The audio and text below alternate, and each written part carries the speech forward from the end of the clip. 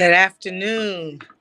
Hello, hello. My name is Melanie Campbell, President and CEO of the National Coalition on Black Civic Participation, and happy holidays.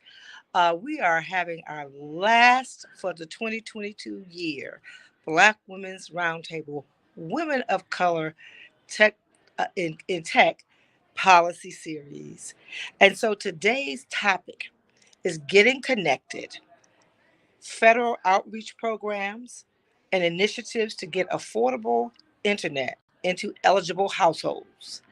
It is about thank all of you all who've been following us all year and tuning in to these Women of Color Tech Policy Series conversations. And it was our goal to bring you great information, great experts. And one of those experts who is leading our tech work for the National Coalition is Jocelyn Tate, who's our Senior Policy Advisor for all things technology, from policy to even organizing. So it's my pleasure to turn it over to you, Jocelyn. Thank you for the great work all year long, and even before all of that, right?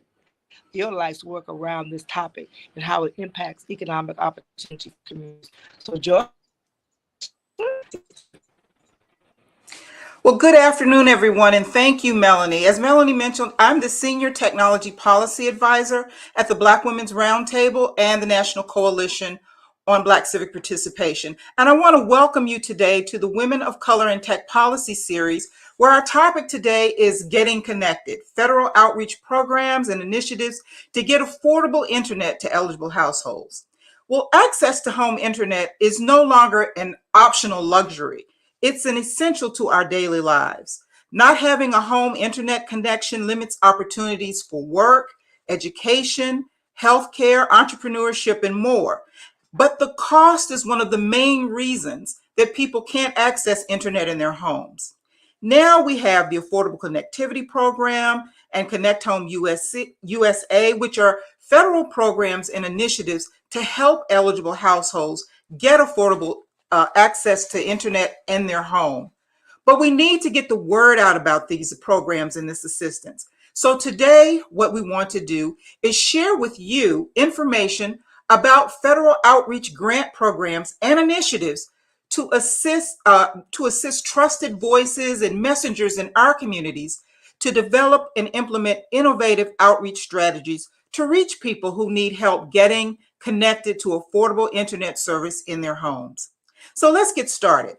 We'll first hear remarks from leaders and champions of affordable internet access. We'll start with remarks from the Deputy Secretary of Housing and Urban Development, Adrian Todman.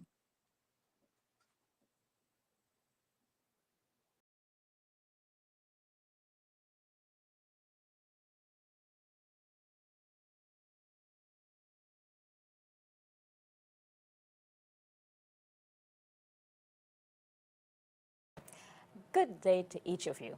Thank you for the opportunity to share some thoughts about an issue critical to our families across the country as well as our national economic resilience, and that is reliable internet, particularly to low-income families. At the U.S. Department of Housing and Urban Development, where I serve as Deputy Secretary alongside Secretary Marsha Fudge, we prioritize access to quality internet and the tech tools needed to use it for low-income families, and these are children, seniors, folks looking for work or trying to access health care, really everyone who needs it but can't afford it.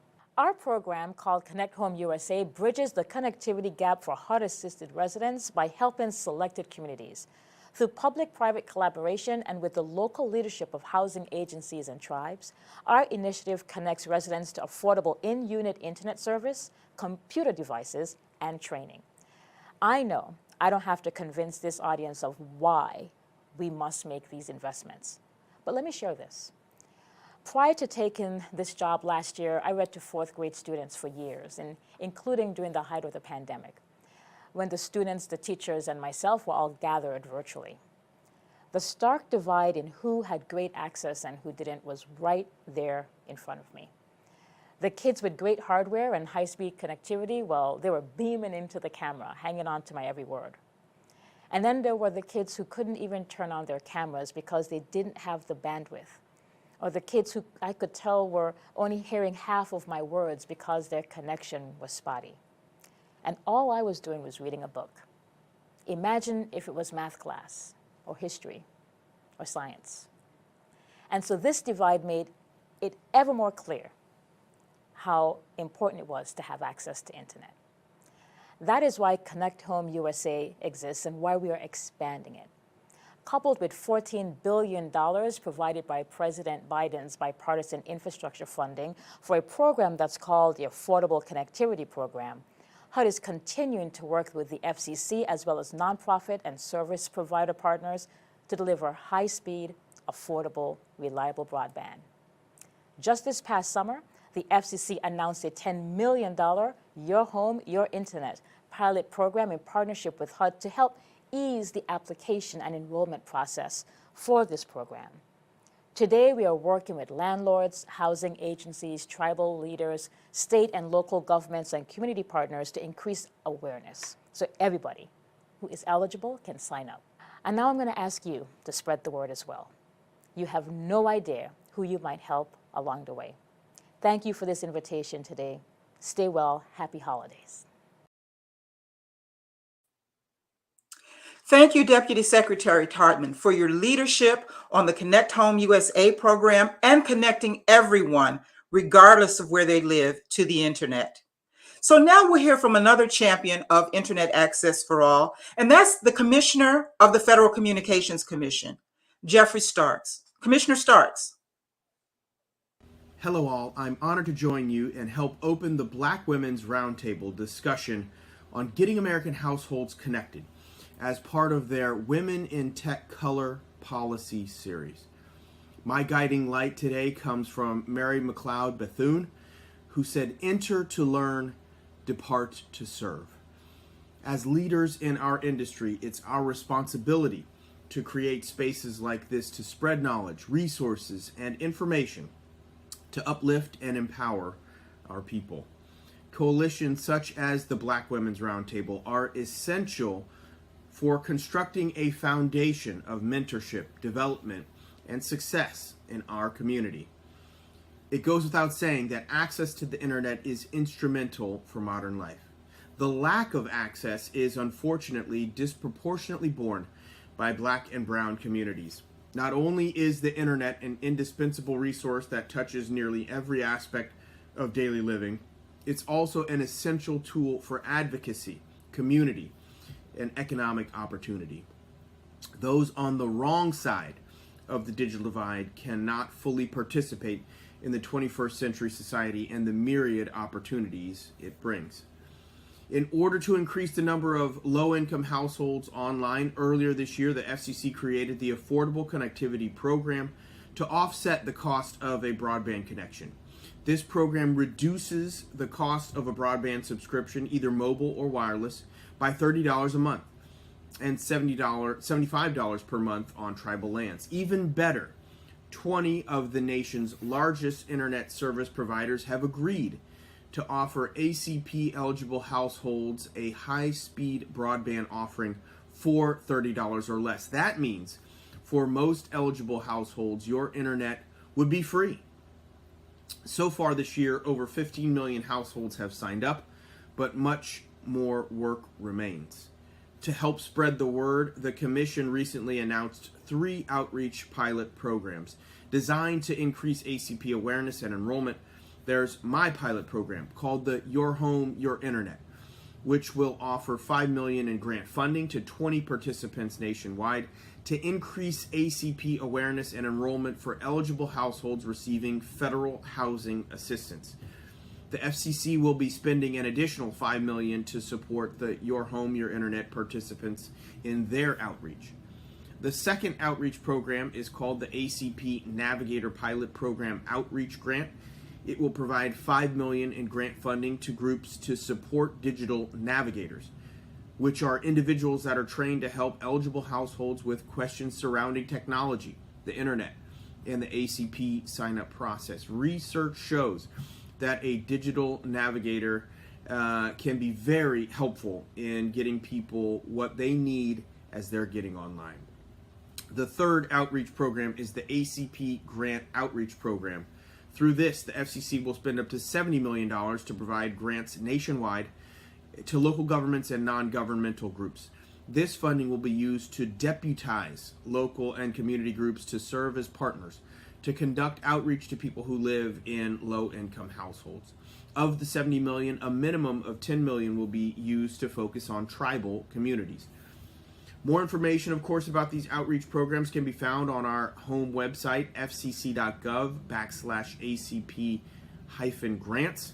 I encourage you all to share information about the program with advocacy groups and other entities that can, of course, amplify our message.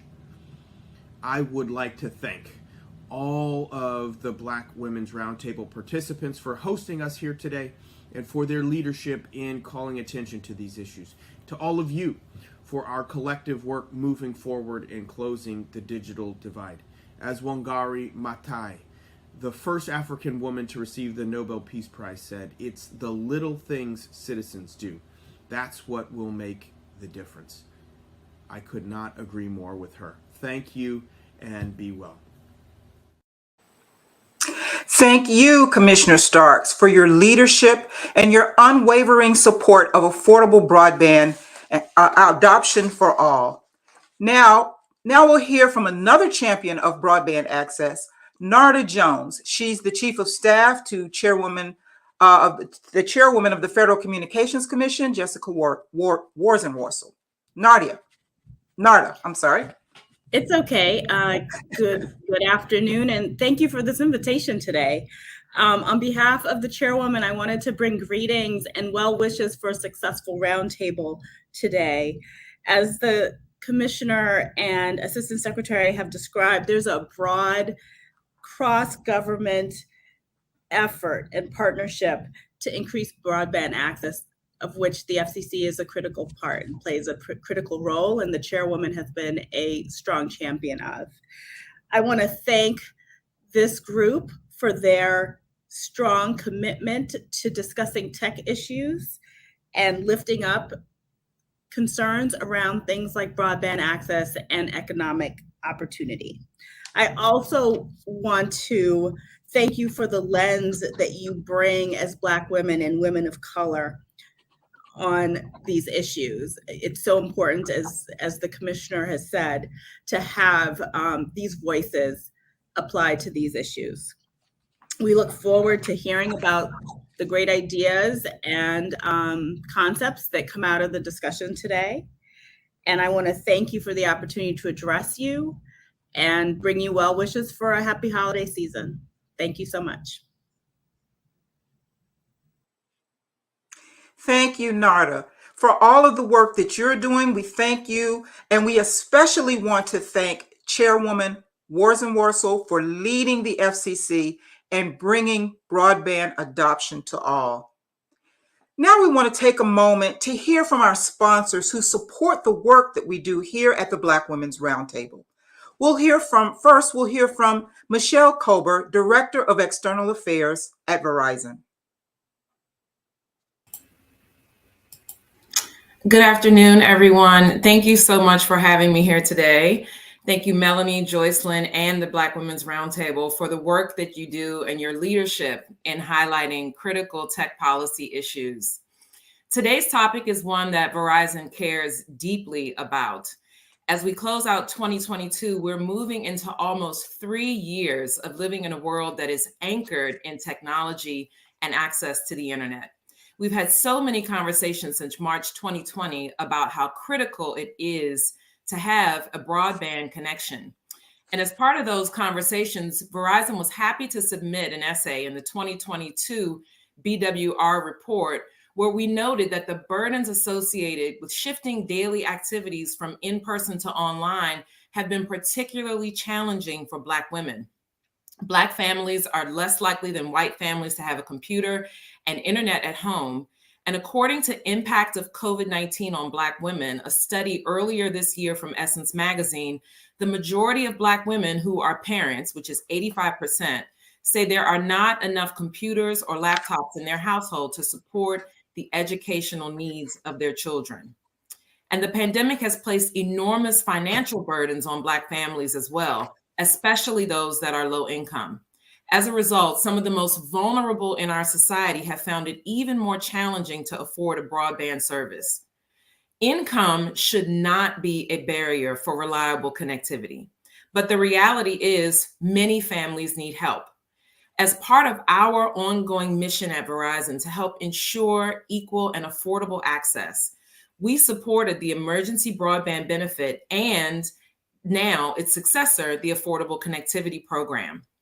Verizon participates in the ACP for home internet, mobile, and prepaid services.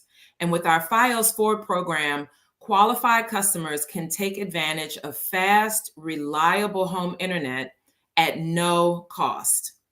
These customers have the power to stream, search, and download from home with no data caps, no annual contract, and no equipment charges. The ACP is a vital tool in addressing cost barriers associated with obtaining reliable home internet, and we fully encourage qualified customers to take advantage of the program. We are working with community partners across the country to hold events to get people signed up. For example, tomorrow on December 10th in New York City, we are participating in the Borough-wide Family Day at the George Washington Houses in Manhattan. There will be ACP information available and sign-up opportunities on site.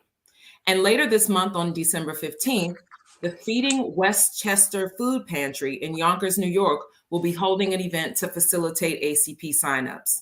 These are just two examples of events that we are participating all over the country to spread the word. These initiatives are helping so many, and we want to keep this funding in place. Some estimate that the $14 billion allocated for the program is estimated to run out in 2024.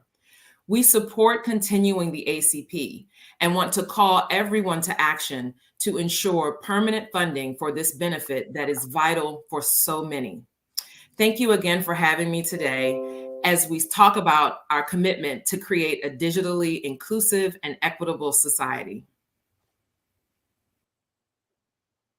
Thank you so much, Michelle, and sharing all of those great programs and initiatives and things that you're doing in the community to get the word out about broadband access and getting broadband access to everyone.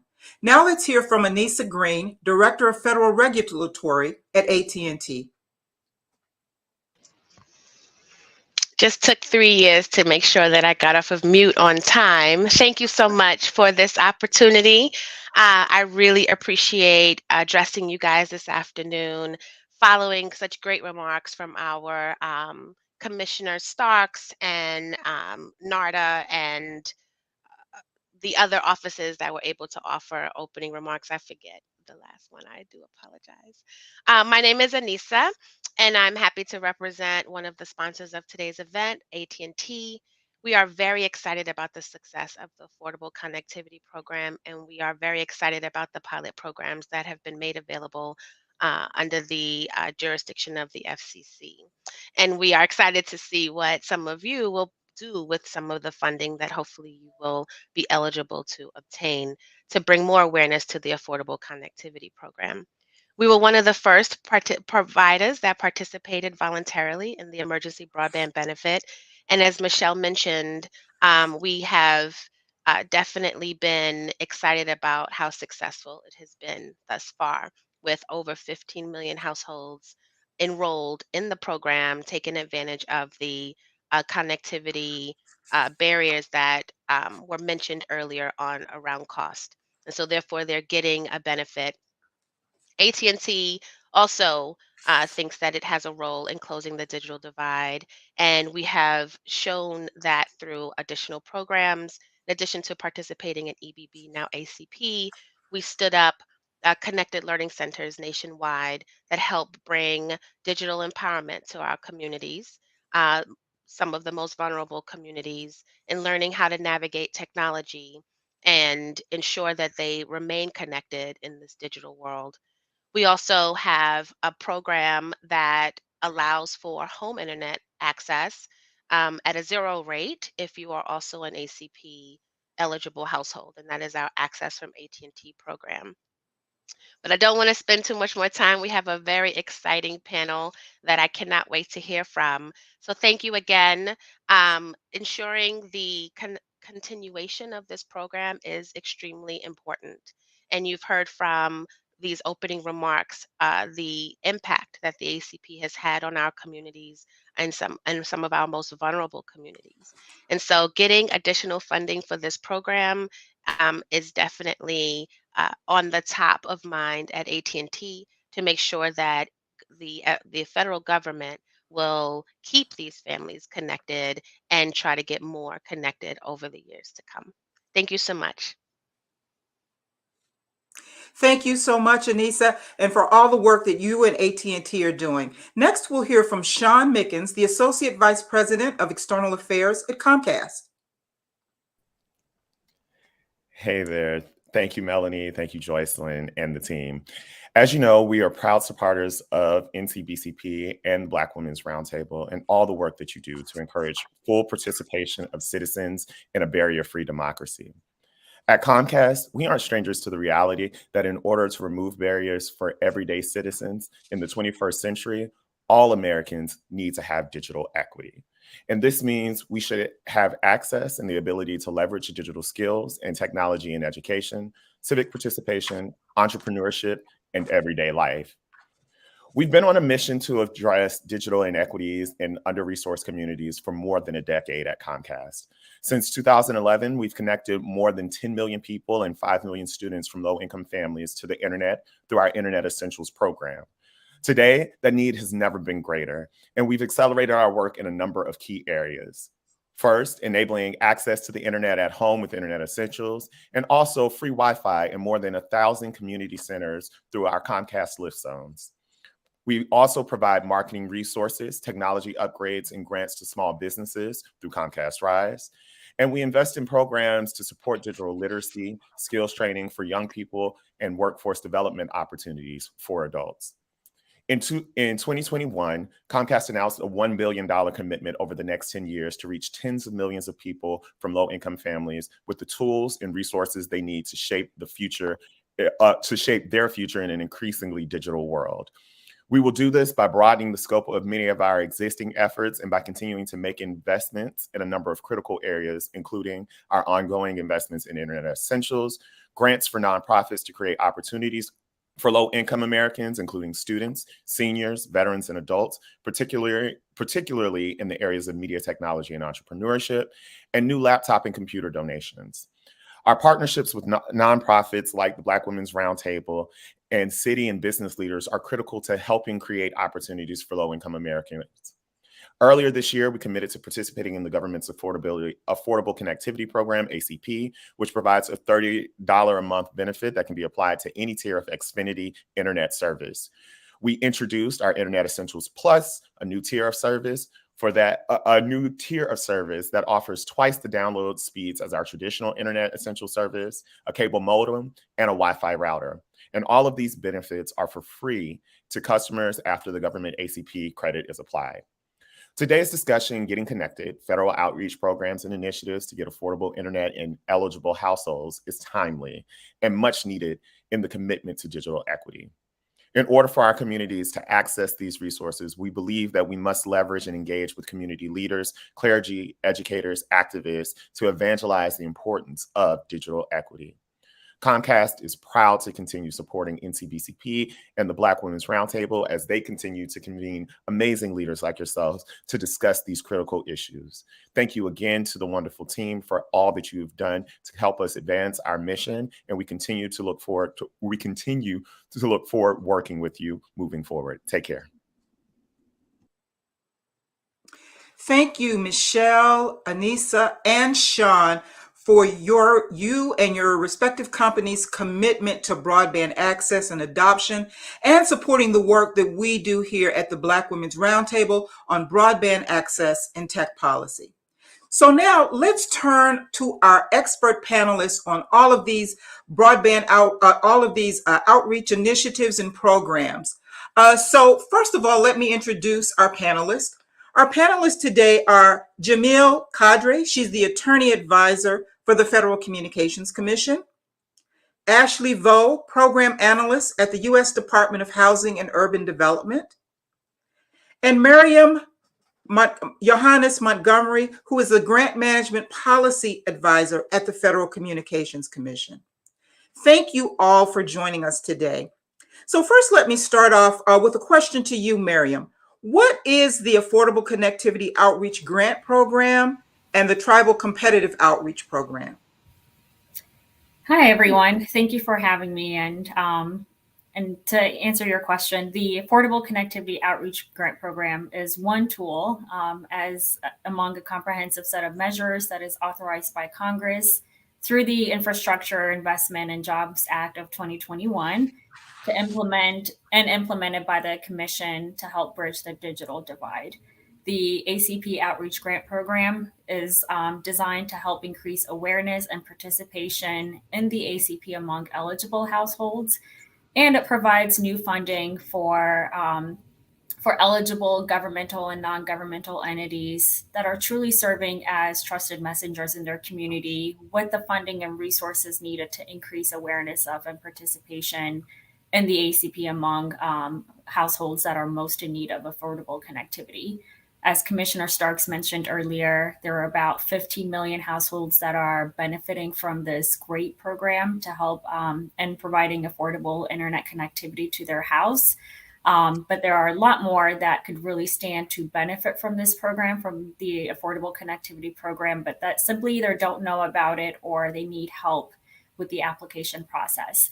And this grant program is designed to really enlist outreach partners to do just that, to work across their communities, the stakeholders that they're currently working with today, and really increasing awareness of this program to households that can stand to benefit from it. Thank you. Now, who can apply for this grant program? Do you have to be a nonprofit to apply? Could you give us some details about these programs, about who can apply? Yep, absolutely. So as you know, trusted messengers can come in different forms, and the eligibility for the ACP Outreach Grant Program is really meant and designed to allow a wide array of outreach partners to serve as force multipliers for the Commission.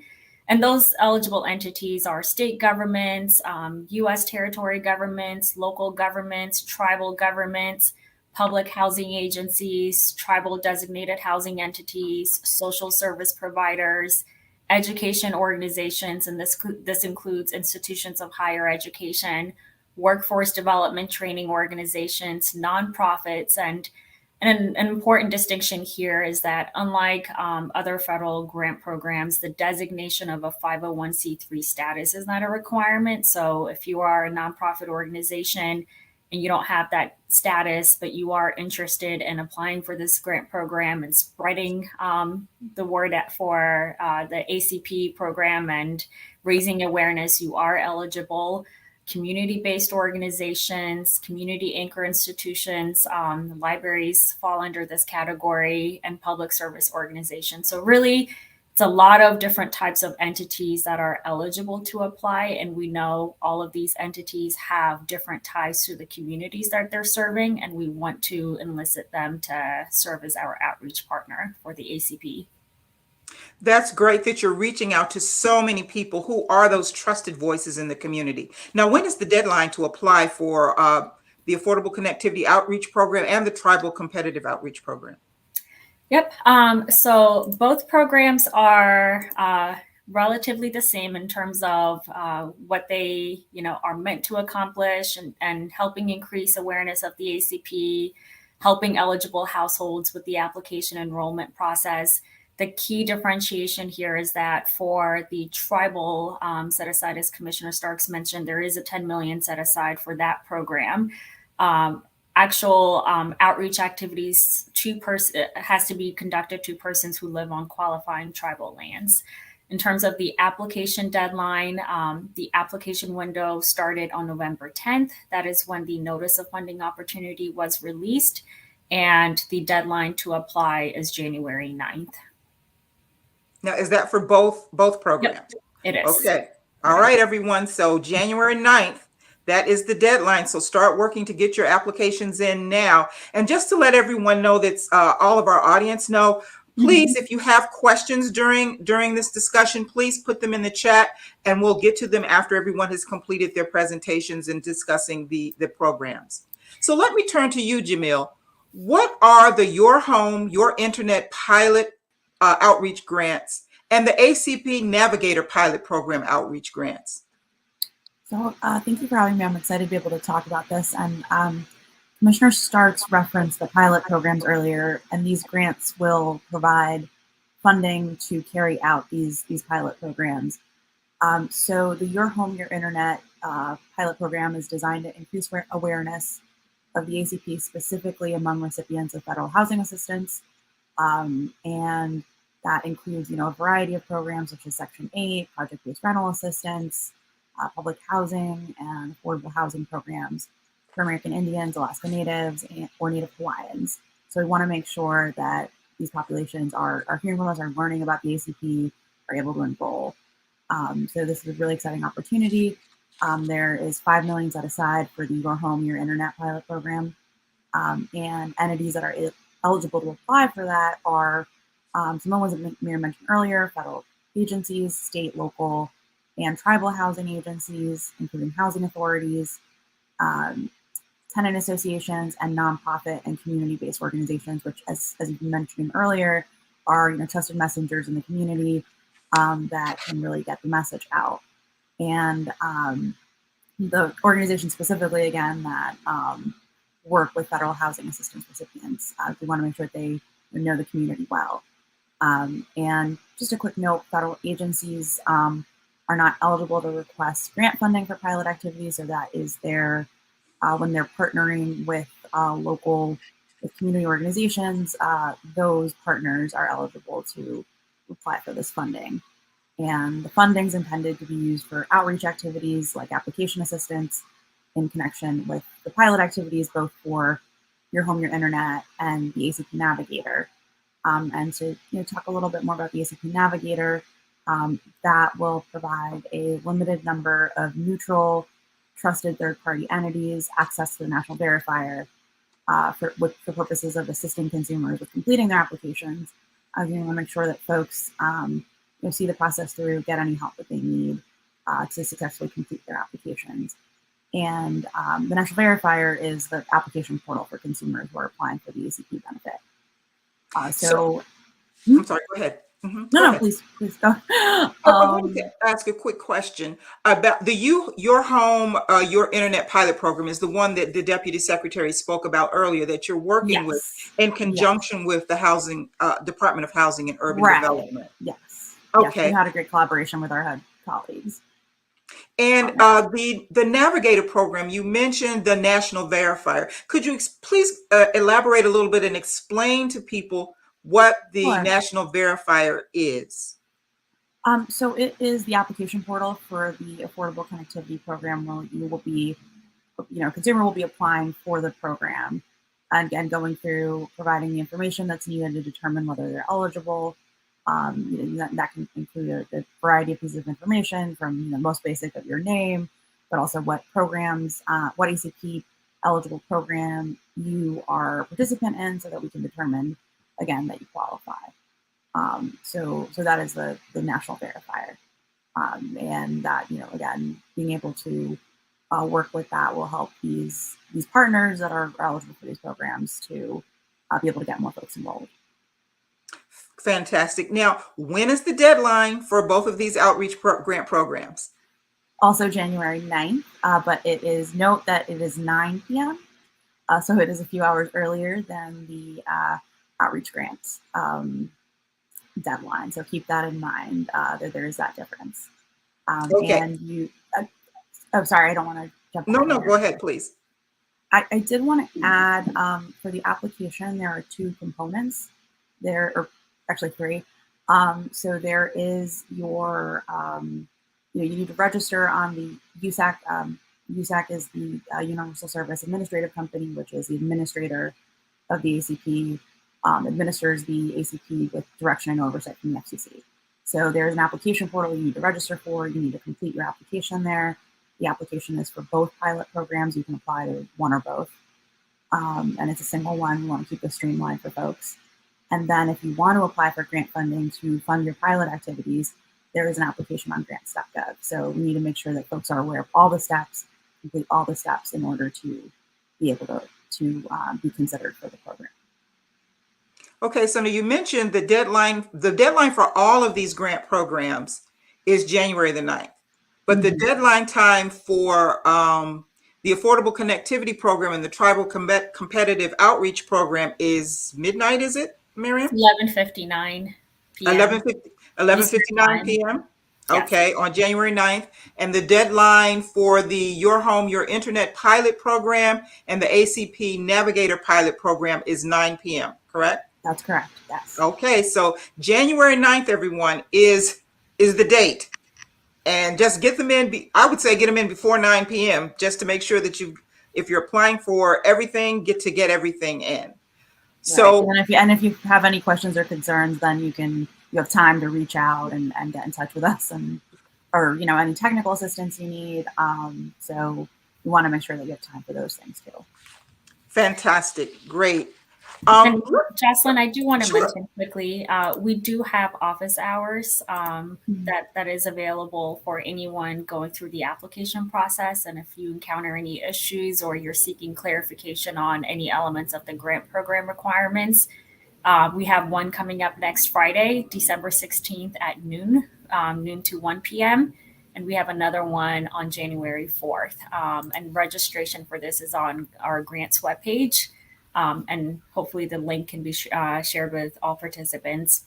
But even outside of that, we do have a ACP grants at FCC.gov mailbox. So if you have any questions, please just reach out. We know there will be a lot of first-time applicants for this inaugural grant program that the Commission has launched. And we want everyone to be successful. So if you have any questions, don't hesitate to reach out and reach out early as well. That's fantastic that you're offering assistance to help people with this grant program. Can you give that email address that they can send information to if they need help with the program again? Yep. So that is ACP Grants, GRANTS at FCC.gov. And we also have our website, and we have a lot of resources there as well. Frequently asked questions, fact sheets, videos on previous webinars that we've conducted and recorded where we did a deep dive on the notice of funding opportunity. And that is www.fcc.gov/ACP-grants. So we're trying to get a lot of helpful information out. And if anyone has recommendations on what additional information will be helpful to the broader community, we're open to ideas as well. Okay, and the website that you gave, it has information about all of the programs, the ones that Jamil mentioned as well. Yep, all the grant programs associated with the Affordable Connectivity Program. Yes, Jamil. Sorry, I did just want to add, we have kind of a deeper dive into the pilot programs, like the actual, the grants page, has all the information on the funding aspect. But there is also an additional web page that is fcc.gov/ACP-pilots.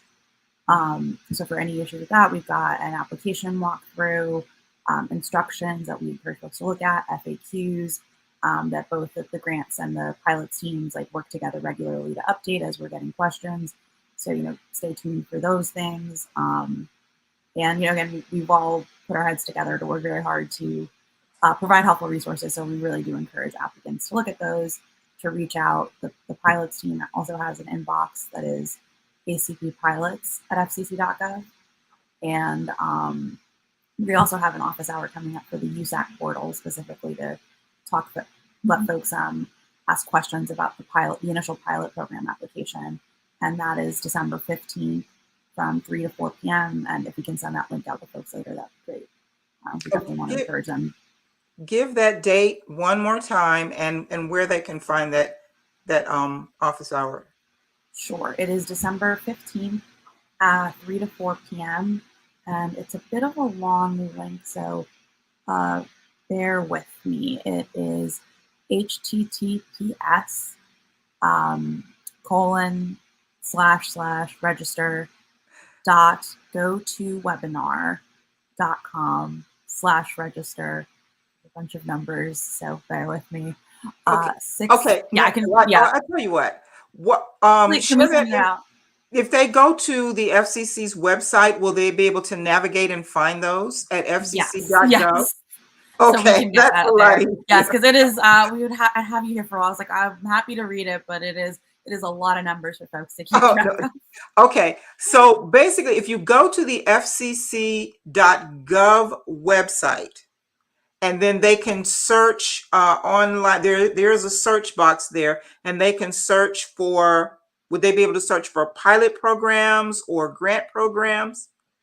I mean, I would say the fastest way to get there is just going straight to fcc.gov/acp-pilots. But you can use the search function, but I would say that's the fastest way, is just going directly to that page.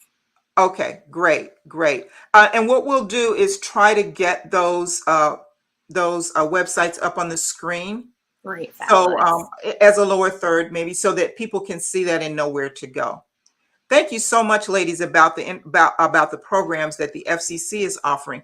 Now let's turn to you, Ashley, and find out what's going on at Housing and Urban Development. Now, what is the ConnectHome USA Initiative? Good morning, good afternoon, everyone, and thank you again for this opportunity to speak. So ConnectHome USA is a HUD initiative aimed at bridging the digital divide amongst HUD-assisted residents. It actually originated as a pilot program back in 2015 under the Obama administration, and it came around a time where there was a lot of emphasis on educational attainment and addressing the homework gap. So prior to Connect Home, there was I believe a White House initiative called Connect Ed, and this was targeting K-12 students and making sure that they were connected not only in their schools but also their libraries. So naturally came Connect Home from HUD, and our goal is to make sure initially that these same students, after leaving school, after leaving their libraries, that they're still able to connect at home, in their own home. So in 2017, moving 2 years forward, Connect Home rebranded to Connect Home USA. So we're now in the expansion session of Connect Home USA, and really it's a platform that utilizes a collective impact model. So typically there's a lead organization. This is usually either a public housing authority or a tribe, and they work hand in hand with their local city leadership, local community organizations, nonprofits, for-profits, to develop a tailored solution to address the digital divide within their communities. So to date, we have a rough estimates of our accomplishments amongst the communities, and we estimate that over 75,000 previously unconnected families are now connected. We estimate that over 30,000 devices have been distributed, and if we had to add a dollar amount to this effort, it's roughly around 26.9 million. And we have also onboarded 100 communities as of 2020. So that is Connect Home USA. That sounds fantastic. That and the fact that you are taking this program and working with people in their local communities to tailor it to the needs of those, so that it'll resonate with people in those communities. That is great. Now, this is a public-private partnership. You mentioned the public organizations. What are some of the private organizations that are working in this public-private partnership that are partnering with HUD? Yeah, so HUD officially is partnered with a national nonprofit called Education Superhighway. This was recently announced, and Education Superhighway, they also have a mission of closing the digital divide.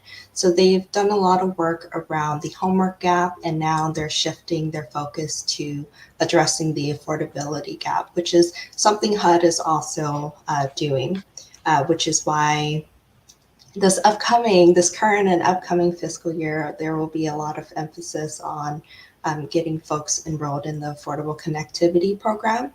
So HUD formally is in partnership with Education Superhighway. During the inception of ConnectHome, we had internet service providers that had stepped up to create low-cost internet services to HUD-assisted residents, but now those are open and I believe available for the public. So we have many stakeholders involved. They range from internet service providers to device providers and refurbishers, as well as organizations that can provide digital literacy and content. So you have your connectivity, you have your devices, and you have your digital skills and literacy training.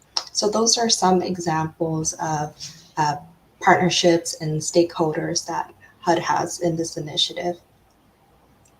That sounds really great, that you're really using the program. This program is one, connecting people to broadband access, two, doing programs that resonate with different communities, because what works in one community may not work in another, and then working on those literacy skills. So you're working on a lot of different aspects in order to get people connected, and then getting connected and having the technology available, it's one thing to do that, but for people to understand the relevance of it and how to use it is another. So that's really great.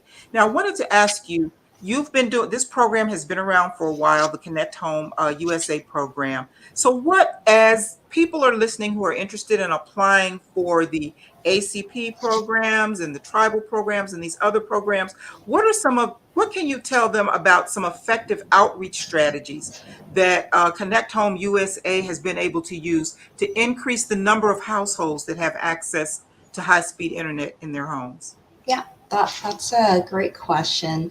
I can verbally share out some right now, but I also wanted to mention that on HUD Exchange, I can send the link to these sites and resources later.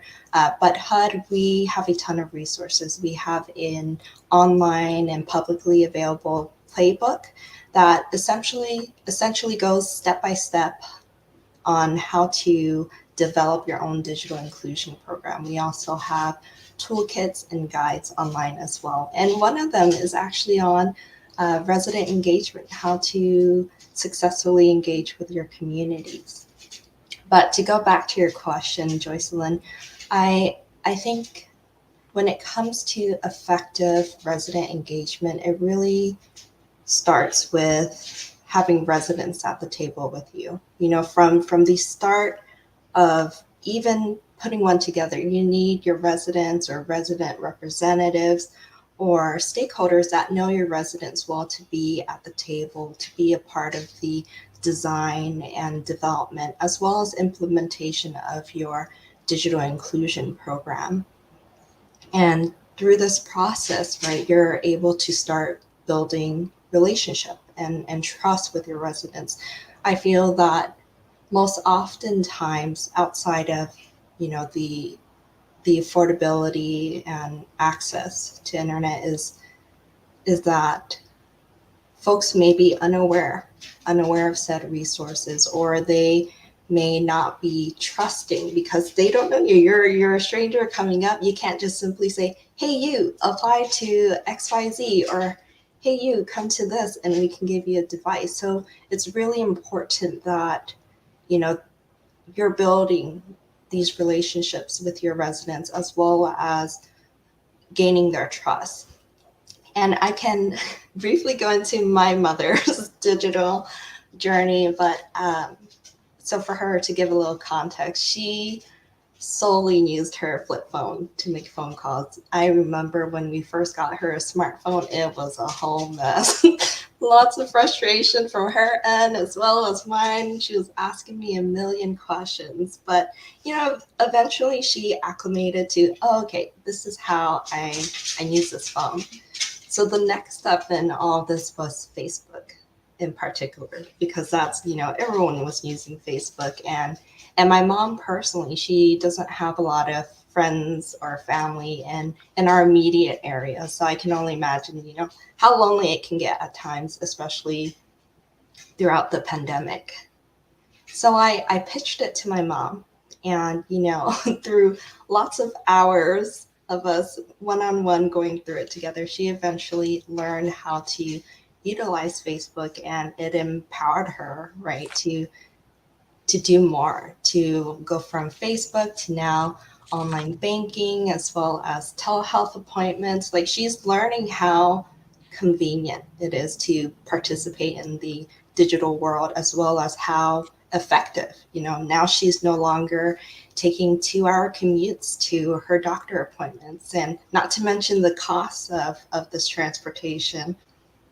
So the reason why I mentioned this is because my mom, she was willing or more inclined to take a stab at learning Facebook or learning all these other apps that you can use on your phone, because it came from me, from someone that she trusts, right?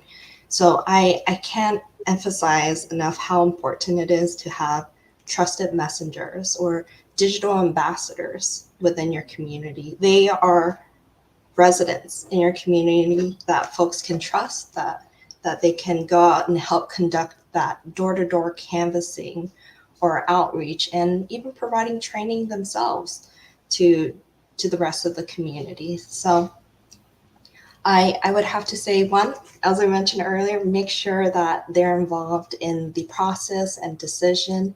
Two, make use of your residents, make use of them as digital ambassadors. They're your greatest advocates for the digital inclusion program. And three, don't assume. Make sure that you do your research and truly understand what are the needs and wants of your residents. Like, yes, you can go out and say, hey, do this class and you can get this laptop or get this phone, or hey, come out and learn computer basics. But I would say it's vague, and not enough people will come out. I hear a common challenge, or not a common, but I occasionally hear that a challenge is that folks are putting together these digital literacy trainings, but the turnout is low. So when it comes to that, it could be for a number of reasons, right? It could be your communication strategy. Are you hitting all the different mediums, texts, calls, emails, posters, flyers, or even in person? And also the language barrier, could that be it? Are we not sending out enough materials in the languages that our community uses? And then also, it could just be how you're marketing it. I really recommend making your digital inclusion program person focused. Like, who are our residents? What are their needs and what are their wants? Like, maybe there's a senior that's interested in just learning how to Zoom, then market that way. Don't say, oh, come to this digital literacy class, right? You have to market towards their wants and show the value in participating in the digital world. So those are some of the tips and strategies I would recommend when it comes to building a successful digital inclusion program. And lastly, before I forget, always have a feedback loop, because these digital needs can change, and you want to make sure that what you're putting out there is being received well, or if it's not being received well, what can you do better? So I'm a firm believer in constant improvement. That is great information. The takeaway from that, for those who are listening, who are planning on applying for these outreach programs, what I got from Ashley is there is no one size fits all outreach program. You really have to know your community and tailor your outreach that so that it resonates with your community, and then to get that feedback from them, to find out what's working. So let me turn to you for a minute, Miriam and Jamil.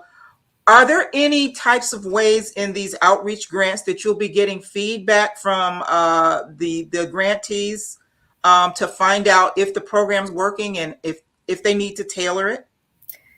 Yes, before I answer that, I do want to just put extra emphasis on a couple of things that was said, and that is really right there, the importance of recognition that there is no one size fits all outreach.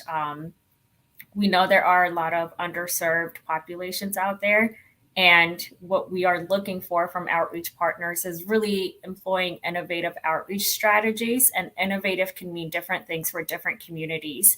And it's really, as trusted messengers, you know your community. So what is the most effective way of telling eligible households in your community that this program exists, this program works, and if they enroll, they can have either free internet or a very low cost internet.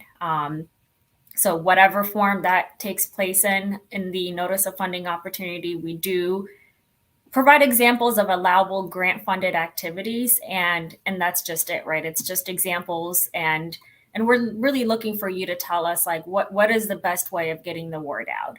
And the other one is a lot of times with underserved populations, part of that may be because of a language barrier, and I come from a household where we speak different languages, and part of my family is more kind of well versed in a different language, and English is our third language. So, in households that are kind of similar to what my upbringing is, sometimes it's being able to convey messages and programs and services that are available to different individuals in a way that best resonates with them, in a language that they understand truly.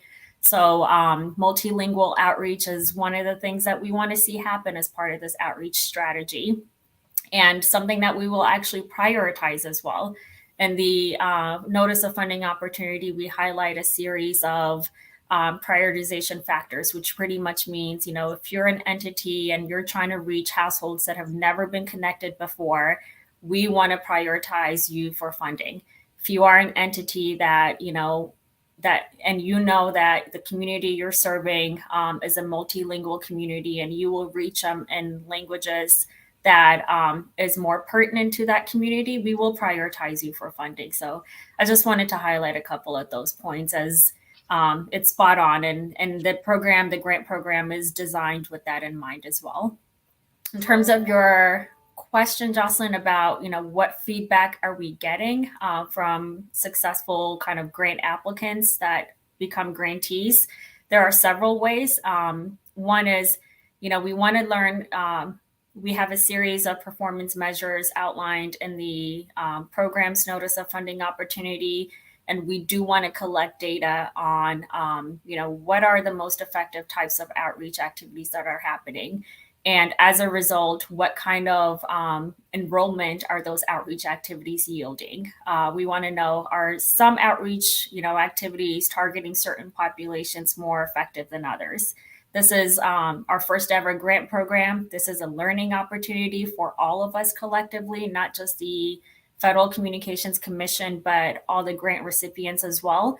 So collectively, we want to learn what are the things that work, what are the things that don't work, and be able to have success story, be able to tell impact stories on this grant program, so that, in future years, if funding does become available, we're able to demonstrate this is the impact of these grant programs on the different communities that they are serving.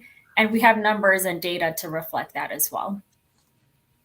That's great. And all of this, these programs coming out of the FCC, these outreach programs, like you said, Miriam, they're new.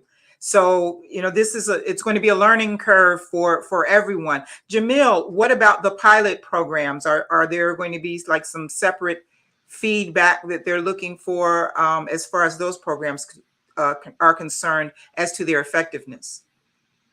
I mean, yes, it's definitely really important. I think, Miriam did kind of address this already. It is incredibly important for us to know what's effective. I mean, that's really the whole point of these programs is to see the different things our partners are doing and be able to, take those lessons learned. Something that's important to us, just beyond the examples Miriam already mentioned, is, we want to know what's scalable for other partners, what lessons learned can be shared. So that's a priority.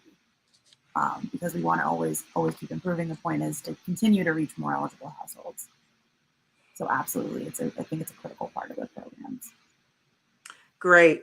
I think we want to see if we have any questions from our audience right now. Can we turn to our tech team for a second? And do we have any questions? Okay, we have one from Dr. Paula Calloway Long.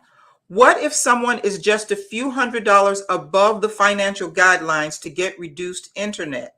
Is there any program that can be coupled with the ACP, the Affordable Connectivity Program? We'll turn to the ladies at the FCC, Jamil and Miriam, if you have an answer to that question. So I can kind of only really speak to our programs, and I kind of have to get back. I can't think of something sort of off the top of my head, but I don't want to kind of give a definitive answer without really kind of taking that back. Okay. Miriam, any response? Yeah, I think that's going to be a take back question. And if we can get the contact information for that individual, we want to make sure we provide a timely response. Okay. Okay, great. We'll make sure that we get that information to you so that you can follow up with that. Any other questions from our audience? There are no other questions right now. Ladies, I'd like to ask you all a question. As you were rolling out these programs, and Ashley, the program that you've already had with, that's already ongoing now with ConnectHome HUD, what kind of, when you say you're looking for personal stories, or I know, Ashley, you gave a personal story about your mom and how you being the trusted voice in her circle helped her to get online.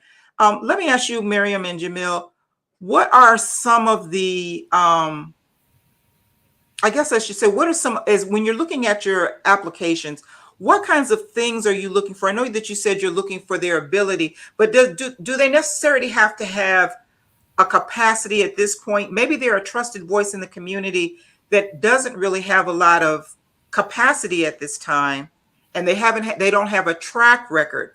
But how would you look at them? Is they are a trusted voice in the community. They don't have a lot of outreach engagement, but they are a trusted voice in the community. How would they be looked at in terms of the grant? I know this is a competitive grant process, so how would you what kind of factors would you look at for an organization like that? Yeah, so several things. One is we are looking for organizations to demonstrate that they have existing trusted relationship and really kind of get into and be able to tell us a story on what that means to them and the communities that they are serving. The other is we also want to, have an understanding of, are you well versed in this affordable connectivity program so that you can be a trusted messenger in getting the word out about this program to the communities that you are serving? And also, what is your past success in being able to get the word out about different government programs and services that are available, right? And really touting your success and past performance of doing just that you can turn around and apply for this. We know capacities may be an issue for a lot of organizations. And one of the things that the program does allow for is having either subrecipients. So for example, if I am a nationally based organization, or I'm in an organization where I have the capacity to apply for this grant program and serve as the administrator for this grant program, I can partner with local entities like community-based organizations and really have them be the outreach arm, and where I am kind of running the requirements of running the grant program and administering the grant program. So there are different mechanisms in place for that. And the notice of funding opportunity does provide some guidance on, how that information should be disclosed, because at the end of the day, we want to be able to track where's the money going, who's using it for outreach, and what is the outcome of their efforts, and be able to collect that through performance data on a quarterly basis. So, if organizations have the capacity to run the grant program, but they want to partner with other organizations to actually carry out a portion of the grant award and the outreach activities, the program does provide that flexibility. So if you do have, say you're a trusted voice in the community, but you don't have that traction or that capacity, like you said, you can partner with other organizations that do have the ability to do that and be awarded the grant. That's great. With the caveat that we want you to demonstrate who those entities are and provide information and tell us, what are they going to be doing? Because as you mentioned earlier, it's a competitive program, right? So we want to be able to really have a good kind of broad understanding of what you're proposing to do with the funds that you're requesting. And we can say, yes, we feel like this is a viable outreach proposal, right? And we think you'll be successful, so we will go ahead and select you for funding. So we want to make sure that because it is competitive, that if you plan on partnering with other organizations, you tell us who they are when you submit your application and what they'll be doing as well. And Jamil, what about the programs that the pilot programs? Is that the same true for those? Sure. So we so one thing I will say, I encourage folks to look at the information that's online, because we're covering some things here, but there's probably much more information than we can convey at this point, and we talk about some of our prioritization factors. But I think like Miriam said, it is we really care about your relationships in the community, your ability to work with the populations that we want to reach. Also looking at what the need is in the community that you're proposing to serve. What are the unserved households that are in that area? You just want to make sure that we're reaching people that aren't already participating in a program. So there are a number of things to look at, and I would encourage applicants to kind of really think about the whole picture and kind of give us as much information as we can to be helpful in evaluating your applications. For Jamil and Miriam, could you share any deadlines to submit data or challenges that the FCC may have about the ACP, the pilot programs, when you need to submit data about them, about the programs?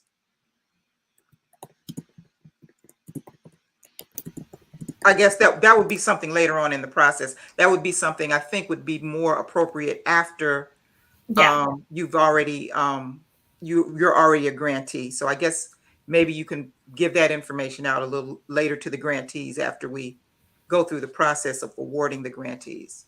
Yeah, and I think what they can expect, grantees can expect, is if they are selected for funding, there will be a quarterly reporting requirement. And part of that is we want to be able to track, how are you spending your grant funding? And it's a reimbursable program, but we want to make sure that whenever you're getting reimbursed, we can say, okay, you accomplished XYZ. And it's also a mechanism for grantees to be able to reach out and ask for technical assistance. That is something else that is available to grantees.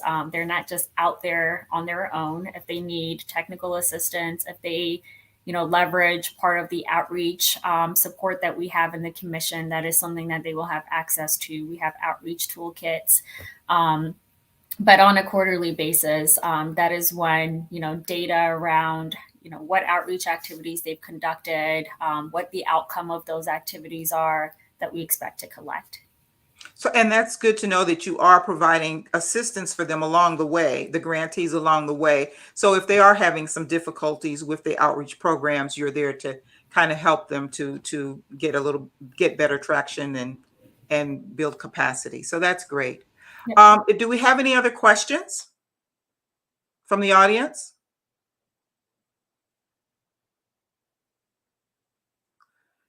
Oh, here's one from Dr. Calloway Long again. We've had some success giving incentives to individuals to take COVID shots. Is there any mechanism for grantees to provide monetary incentives for individuals to participate in training? I'm assuming you mean digital literacy training. Would anyone like to address that? I think she means, I'm assuming that she means for the grant programs, any digital literacy training. Yes, she says yes. So, your matter, if you want to go first on this one. But I'm sorry, either Marian or Jamil. So one thing, I guess, digital literacy kind of overall would be kind of outside of the scope of the programs. We really are focused on ACP enrollments specifically. So one, kind of topically, it might be out of scope, but then also the grantees are not able to offer financial incentives. That is something that that's not within the scope of the program. And Miriam, about the other two programs. Yeah, and the rules are consistent across all four programs, the tribal component, the broader outreach component, and the two pilot programs. On a practical sense, right, we know that a lot of the outreach partners, when they are engaging with their communities, they're engaging them on a wide host of programs that are available to them, right? So this is where, if you're conducting activities that are ACP grant funded activities, and that is including the pilot programs as well, we want to make sure that you are doing outreach on the ACP program. And if you happen to tack on other programs and services to that outreach, that you're not you're not charging all of those expenses to the grant program, that you have a very kind of solid financial processes in place where you can differentiate cost associated with outreach efforts for other programs versus cost associated with outreach efforts for the Affordable Connectivity Program. Okay. Any other questions from our audience?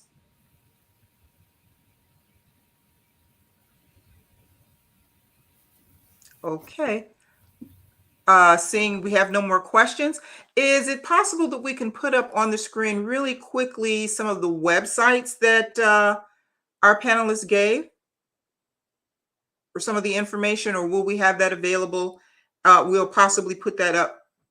Okay, they're coming up with it now. Just to share, want to share with our audience all of the wonderful information that you all gave about websites and where to go online to find out more information about the grant programs and the toolkit that you gave us, Ashley, about some best practices for engaging and outreach to communities. So we just want to put that up also. There we go. That the HUD Exchange, that's the information about information that you can use to help you with your outreach in the community. Do we have any others? If not, if we don't have any others right now, what we can do is share those later on our, here we go. HUD Exchange, some best practices. Okay. We're just giving our tech team just a second to get the information up. But while they're doing that, I want to thank you, ladies, all of you, for all of the great information that you shared about these outreach programs, because these are so vital for our community. Here's the information about registering for the pilot program, the office hours. So be sure to get that information for those people who are applying for these programs. They do have office hours so that you can come in and get information about what you need and get some help with applying to the program. And as they continue to put that information up on the screen, I want to again, here's the information about the FCC grants. I just want to again thank you, ladies, so much for giving all this great information about all of these initiatives, these federal grant programs and outreach programs and initiatives to help get people connected and get households connected online, because that's our number one goal. And with that, I'd like to turn it back over to Melanie to close us out. Melanie? Hello, hello, hello. Thank you, Jocelyn. And thank everyone from FCC and HUD. I want to thank our sponsors, the AT&T, ARP, Comcast, NBC Universal, and Verizon. And again, thank you, Jocelyn, for your leadership and pulling this together. And thank all of the audience. And of course, Roland Martin Unfiltered, has been our media partner all year. And just wishing everyone that a wonderful, wonderful holiday season. And we will see you in 2023. And we will continue to push this great information so our community has an opportunity to be fully connected. So thank you, and see you in 2023. Thank you for having us. Okay. Oh, last thing was to thank the back end folks who are also driving our BCP team, Antoinette and others who are in the back, Angelo and others who are in the background, making sure this thing runs smoothly.